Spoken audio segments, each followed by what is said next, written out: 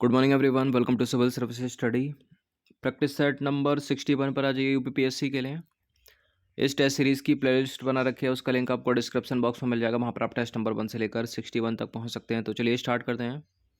इस टेस्ट में हम प्रैक्टिस करने वाले हैं हम मिश्रित प्रश्नों की। ठीक है, मिश्रित प्रश्नों की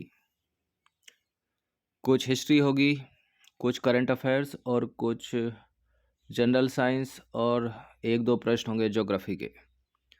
तो पहला प्रश्न है, संदूषित जल के उपयोग से निम्नलिखित में से कौन सी बीमारियां हो सकती हैं? डायरिया, आंतों की कृमि, हेपेटाइटिस। संदूषित या दूषित या प्रदूषित जल के उपयोग से डायरिया तो हो ही सकता है, आम भाषा में इसको बोलते हैं लूज मोशन यानी दस्त। आंतों के कृमि ये भी, हेपेटाइटिस भी। तो सारे के सारे हो गए उपरोक्त सभी। तो देखिए, जल प्रदूषण जल जनित बीमारियों का प्रमुख स्रोत है। संदूषित जल के उपयोग के कारण जो है डायरिया या दस्त, आंतों की कृमि और हेपेटाइटिस जैसी बीमारियां होती हैं। और विश्व स्वास्थ्य संगठन यानी WHO की रिपोर्ट दर्शाती है कि भारत में लगभग 1/4 संचारी रोग जल जनित होते हैं। नंबर 2 पर आ जाइए। कुछ स्टेटमेंट है यहाँ पर दो, बताना कि इनमें से कौन सा करेक्ट है। जीवाश्म ईंधन का दहन, खनन और उद्योग वायु प्रदूषण के प्रमुख स्रोत हैं। ये प्रक्रियाएं वायु में सल्फर एवं नाइट्रोजन के ऑक्साइड तथा हाइड्रोकार्बन को निर्मुक्त करते हैं। बिल्कुल करेक्ट है दोनों के दोनों स्टेटमेंट। तो जीवाश्म ईंधन का दहन, खनन एवं उद्योग वायु प्रदूषण के प्रमुख स्रोत हैं। बिल्कुल हैं। ये प्रक्रियाएं वायु में सल्फर एवं नाइट्रोजन के oxide, hydrocarbon, carbon dioxide, carbon monoxide, सीसा या लेड और एस्बेस्टस को निर्मुक्त करते हैं। बहुत पूछा गया है प्रश्न एग्जाम में, निम्नलिखित में से अम्ल वर्षा का एक कारण है। क्या कारण? ध्वनि प्रदूषण तो हो नहीं सकता, वायु प्रदूषण होगा। तो देखिए, वायु प्रदूषण के कारण वायुमंडल में सल्फर और नाइट्रोजन के ऑक्साइड की मात्रा बढ़ जाती है, जो वातावरण में उपस्थित जलवाष्प से क्रिया करके अम्ल बनाती है और यही अम्ल वर्षा के जल के साथ धरती पर गिरता है, जो कहलाता है अम्ल वर्षा या एसिड रेन। अम्ल वर्षा में दो प्रकार के अम्ल जो हैं वो वायु प्रदूषण से आते हैं, SO2 और NO2। ये प्रदूषक प्रारंभिक रूप से कारखानों की चिमनियों से, बसों एवं स्वचालित वाहनों के चलाने से उत्सर्जित होकर वायुमंडल में मिल जाते हैं। कार्बन डाइऑक्साइड जो पृथ्वी के वायुमंडल में प्राकृतिक रूप से विद्यमान है, जल के साथ क्रिया करके क्या बनाती है? कार्बोनिक अम्ल। तो SO2 NO2 बड़ा पूछा गया है। नंबर 4 पर आ जाइए। कोंकण रेलवे निम्नलिखित में से किन दो राज्यों को जोड़ता है? कोंकण रेलवे इधर है वेस्टर्न घाट की तरफ, ये यहाँ से शुरू होता है महाराष्ट्र से और ये है कर्नाटक तक।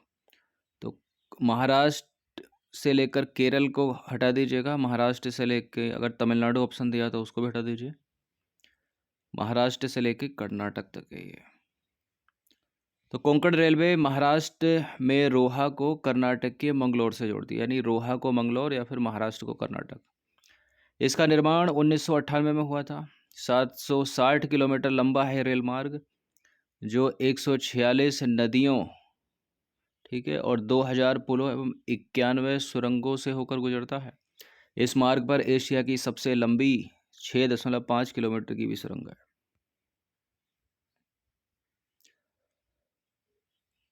कई मूवी में भी इसको दिखाया गया है। नंबर 5 पर आ जाइए। Indian national satellite system INSAT की स्थापना कब हुई थी? 1983 में। देखिए, भारत की उपग्रह प्रणाली को समग्रति तथा उद्देश्यों के आधार पर दो भागों में वर्गीकृत किया गया है। एक है इनसैट, दूसरा है IRS। इनसैट यानी इंडियन नेशनल सैटेलाइट सिस्टम और IRS यानी Indian remote sensing satellite system. INSAT के बारे में अगर देखें तो इनसैट की स्थापना 1983 में हुई थी। यह एक बहुउद्देशीय उपग्रह प्रणाली है जो दूर संचार, मौसम विज्ञान संबंधी अवलोकनों तथा विभिन्न अन्य आंकड़ों और उनके कार्यक्रमों के लिए उपयोगी है।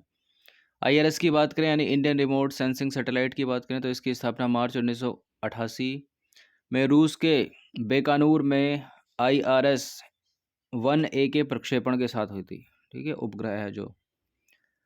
देखिए, प्राकृतिक संसाधनों के प्रबंधन के लिए इंडियन रिमोट सेंसिंग सैटेलाइट यानी IRS बहुत ही उपयोगी उपग्रह है।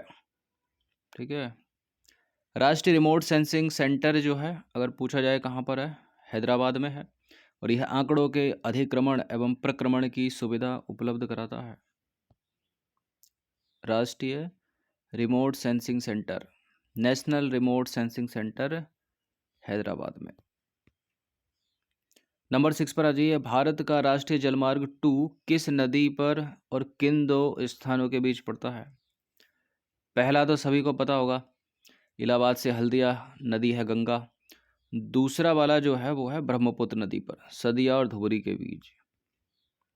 तो राष्ट्रीय जलमार्ग 2 का विस्तार धुबरी से सदिया तक है, और इसकी कुल लंबाई कितनी है? 891 किलोमीटर, और इसका विस्तार है ब्रह्मपुत्र नदी पर, और यह भारत और बांग्लादेश साझेदारी में इसका प्रयोग करते हैं। भारत और बांग्लादेश साझेदारी में इसका प्रयोग करते हैं। नंबर 7 पर आ जाइए। निम्नलिखित में से किस संचार तंत्र का उपयोग ई कॉमर्स तथा मौद्रिक लेन देन के लिए अधिक किया जा रहा है इनमें से? इसका उत्तर इंटरनेट के अलावा तो कुछ हो नहीं सकता। तो वर्तमान में ई कॉमर्स तथा मौद्रिक लेन देन के लिए इंटरनेट का प्रयोग जो है सर्वाधिक हो रहा है। अमेजन हो गए, फ्लिपकार्ट हो गए, पेटीएम हो गए, ऑनलाइन बैंकिंग हो गई, इसके संदर्भ में इसे समझा जा सकता है। देखिए, इंटरनेट विभिन्न मदों पर विस्तृत जानकारी सहित आंकड़ों का विशाल केंद्रीय भंडारागार जैसा होता है। आज इंटरनेट के कारण मौद्रिक लेन देन, विभिन्न वस्तुओं की खरीदारी हो गई, ठीक है, ये सब सुविधाजनक है, और भी सब कुछ। वर्क फ्रॉम होम कर सकते हो आप। क्वेश्चन नंबर 8 पर आ जाइए। निम्न में से किस चीनी यात्री ने चालुक्यों के शासनकाल में चीन और भारत के संबंधों का विवरण दिया है? एंशिएंट शुरू हो गई है यहाँ से। इसका उत्तर है मातवालिन, ऑप्शन नंबर डी। तो मातवालिन नामक चीनी यात्री ने चालुक्यों के शासनकाल में चीन और भारत के संबंधों का विवरण दिया है। क्वेश्चन नंबर 9 पर आ जाइए। निम्न में से किस राजवंश ने उत्तर भारत पर शासन नहीं किया था? उत्तर भारत पर शासन नहीं किया था। देखिए, ये जो थे चालुक्य, इन्होंने दक्कन और दक्षिण भारत पर शासन किया था। बाकी राजपूत थे उत्तर भारत में, गुप्त थे, मौर्य थे, चालुक्य नहीं थे। तो चालुक्य वंश ने उत्तर भारत पर शासन नहीं किया था। इनका शासन मुख्यतः दक्कन और दक्षिण भारत में केंद्रित था, और इनकी राजधानी थी बादामी या बातापी। 10वां प्रश्न है। निम्नलिखित में से कौन एक काकतीय राज्य में अति महत्वपूर्ण समुद्र पत्तन था?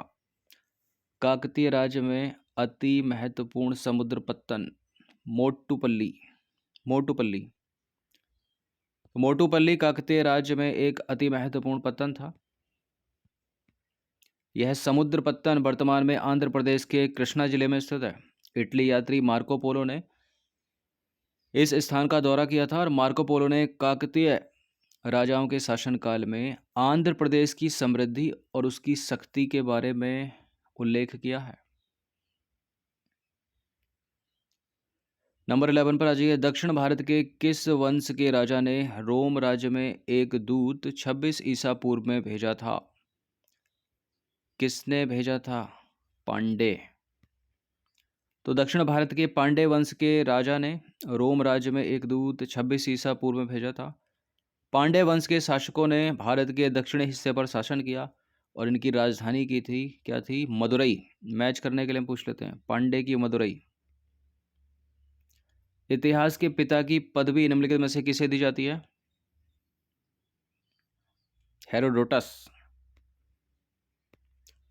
तो यूनानी लेखक हेरोडोटस को इतिहास का पिता कहा जाता है, और हिस्टोरिका उनकी प्रसिद्ध पुस्तक है। एग्जाम में पूछते हैं इसको। नंबर 13 पर आ जाइए। निम्नलिखित में से कौन सा एक सही सुमेलित नहीं है? कालिदास के सामने रघुवंशम लिखा है, भास के सामने स्वप्नवास वद्यतम, सुबंधु के सामने कादम्बरी, हर्ष के सामने रत्नावली। हर्ष की रचनाएं बड़ी पूछते हैं एग्जाम में, रत्नावली, ठीक है, प्रियदर्शिका, नागानंद, हर्षवर्धन की है। कादम्बरी बाणभट्ट की है। स्वप्नवास वद्यतम भास सही है। रघुवंशम, अभिज्ञान शाकुंतलम, ये सब कालिदास। तो कादम्बरी की रचना बाणभट्ट ने की थी, सुबंधु ने नहीं। कल्हण की राज तरंगिणी को किसने आगे बढ़ाया? कल्हण की राज तरंगिणी जो कश्मीर के इतिहास का वर्णन करती है, हिंदू शासन का, जॉन राज एवं श्रीवर ने। ऑप्शन नंबर डी है इसका आंसर। तो कश्मीर के हिंदू राज्य का इतिहास हमें कल्हण की राज तरंगिणी से ज्ञात होता है। इस ग्रंथ की रचना कल्हण ने राजा जयसिंह के शासनकाल में की थी। देखिए, कश्मीर के शासक जैनुलाब्दीन द्वारा 2 संरक्षित विद्वानों जॉन राज और उनके शिष्य श्रीवर ने राज तरंगिणी का आगे विस्तार किया। नंबर 15 पर आ जाइए। प्राचीन भारत में निम्नलिखित पुस्तकों में से किस एक में शुंग राजवंश के संस्थापक के पुत्र की प्रेम कहानी है? शुंग वंश का संस्थापक का पुत्र है अग्निमित्र। तो इसमें मालविका और अग्निमित्र की प्रेम कहानी है। ठीक है। और शुंग वंश के शासक कौन है? पुष्यमित्र शुंग के पुत्र अग्निमित्र और उनकी प्रेमिका मालविका की कहानी। तो मालविका अग्निमित्रम भी है इसका आंसर। तो कालिदास द्वारा रचित मालविका अग्निमित्रम 5 अंकों का नाटक है जिसमें मालविका और अग्निमित्र की कथा वर्णित है। अग्निमित्र शुंग शासक पुष्यमित्र शुंग का पुत्र था। 16 है। निम्नलिखित में से गीत गोविंद काव्य के रचयिता कौन है? गीत गोविंद के हैं जयदेव। तो गीत गोविंद के रचयिता जयदेव जो हैं वो बंगाल के अंतिम सैन्य शासक लक्ष्मण सेन के आश्रित कवि थे। तो जयदेव ने 12वीं शताब्दी में गीत गोविंद की रचना की और इसे गीत काव्य कहना उचित होगा क्योंकि इसमें 12 सर्ग हैं तथा प्रत्येक सर्ग गीतों से संबंधित है। गीत काव्य है वो। नंबर 17 पर आ जाइए। निम्नलिखित में से कौन बीज गणित के क्षेत्र में अपने योगदान के लिए विशेष रूप से जाना जाता है? विशेष रूप से इसका उत्तर हो जाएगा, वैसे तो ये भी जुड़े हैं, आर्यभट्ट भी, ठीक है, लेकिन भास्कर या भास्कराचार्य का विशेष रूप से योगदान है। तो देखिए, भारत में बीज गणित का विकास काफ़ी पहले हो चुका था तथा आर्यभट्ट और ब्रह्मगुप्त ने कुछ बीज गणितीय सिद्धांत प्रस्तुत किए। 12वीं शताब्दी के गणितज्ञ भास्कर या भास्कराचार्य ने बीज गणित के क्षेत्र में विशेष योगदान दिया। उनकी प्रसिद्ध पुस्तक सिद्धांत शिरोमणि 4 भागों में है। और कौन कौन से 4 भाग? लीलावती, बीज गणित, गणिताध्य और गोलाध्य। एग्जाम में पूछ लेते हैं मैच करने के लिए। सिद्धांत शिरोमणि के रचनाकार कौन? भास्कराचार्य।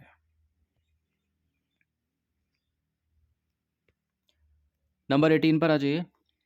निम्नलिखित में से किस भारतीय गणितज्ञ ने दशमलव स्थानिक मान की खोज की थी?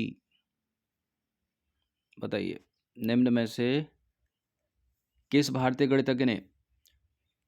इसका उत्तर है आर्यभट्ट ने। Option number D. तो आर्यभट्ट नामक भारतीय गणितज्ञ ने दशमलव स्थानिक मानक की खोज की। आर्यभट्ट ने आर्यभट्टियम नामक ग्रंथ की रचना की जो वैदिक गणित का प्रमुख ग्रंथ है।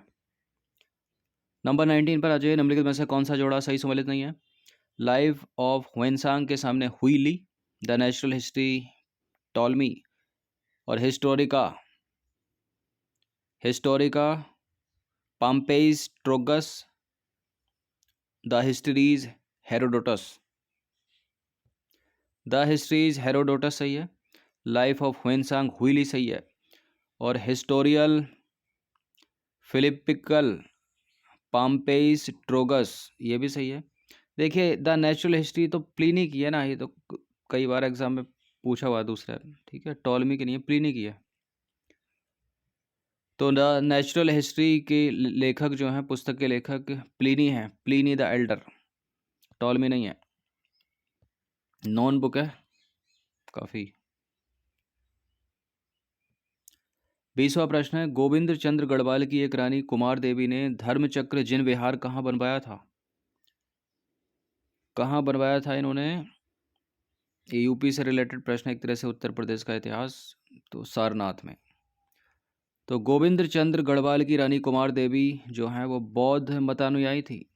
उन्होंने सारनाथ में धर्मचक्र जिन विहार बनवाया था जहाँ पर महात्मा बुद्ध ने धर्मचक्र प्रवर्तन किया था। 25 प्रश्न ऐड किए हैं इसमें। नंबर 21 पर आ जाइए। विक्रमशिला महाविहार की स्थापना किस वंश के शासक द्वारा की गई थी? तो धर्मपाल ने की थी, पाल वंश के शासक, डी है इसका आंसर। तो विक्रमशिला के प्राचीन महाविद्यालय की स्थापना बंगाल के पाल वंश के शासक धर्मपाल द्वारा की गई थी। नालंदा विश्वविद्यालय के पतन के बाद यह बौद्ध धर्म के प्रमुख केंद्र के रूप में विकसित हुआ।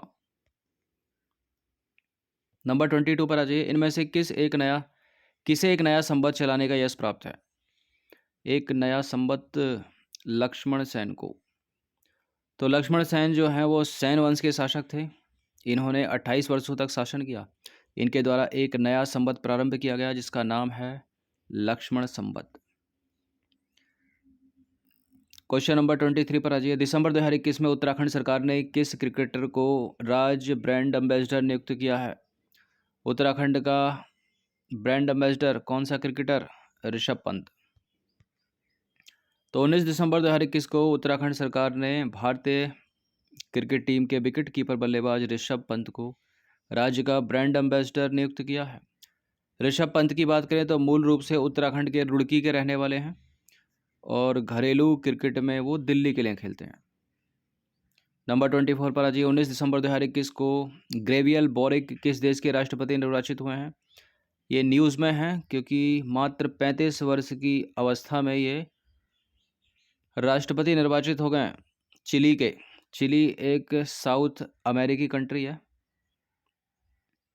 तो 19 दिसंबर 2021 को वामपंथी नेता ग्रेवियल बोरिक चिली के राष्ट्रपति निर्वाचित हुए। मात्र 35 वर्ष की आयु में वह राष्ट्रपति के चुनाव में जीत हासिल करने वाले सबसे युवा नेता हैं और उन्होंने राष्ट्रपति चुनाव में लगभग 56% मत हासिल कर एक तरफा जीत हासिल की और इस पद पर वे स्थान लेंगे किसका? सेबेस्टियन पिनेरा का। नंबर 25 पर आज अंतिम प्रश्न है। 19 दिसंबर 2021 को उत्तर प्रदेश के मुख्यमंत्री योगी आदित्यनाथ ने कहां पर निपुण भारत मॉनिटरिंग सेंटर का उद्घाटन किया? तो अपने चुनाव क्षेत्र में किया है, मतलब जहां के हैं ये गोरखपुर। तो देखिए 19 दिसंबर 2021 को उत्तर प्रदेश के मुख्यमंत्री योगी आदित्यनाथ ने गोरखपुर में निपुण भारत मॉनिटरिंग सेंटर का उद्घाटन किया। क्या है ये? निपुण भारत योजना जो है शिक्षा की मूलभूत इकाई पर काम करेगी। यह योजना ड्रॉप आउट समस्या का समाधान करेगी और नई शिक्षा नीति को प्रभावी रूप से लागू करने में सहायक होगी और इस योजना के माध्यम से प्रदेश के जो विश्वविद्यालय हैं उनको आपस में जोड़ा जाएगा और जोड़कर विद्यालयों में आमूलचूल परिवर्तन करने में मदद होगी। तो 25 प्रश्न ऐड किए गए थे। कुछ एक आधा प्रश्न ज्योग्राफी का, जनरल साइंस का, एंशियंट हिस्ट्री का, करंट अफेयर्स का। इनकी प्रैक्टिस कर लीजिएगा। धन्यवाद। जितने भी स्टूडेंट यूकेपीएससी वाले हैं वो भी साथ साथ प्रैक्टिस करते रहिएगा। और इसकी एग्ज़ाम डेट आ गई है। यूपीपीसीएस 2022 प्रारंभिक परीक्षा 12 जून को होगी, ठीक है। और यूपीएससी सिविल सेवा की परीक्षा भी जून में ही है।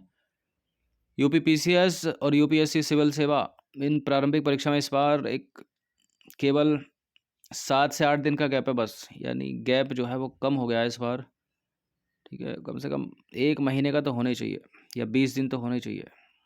चलिए।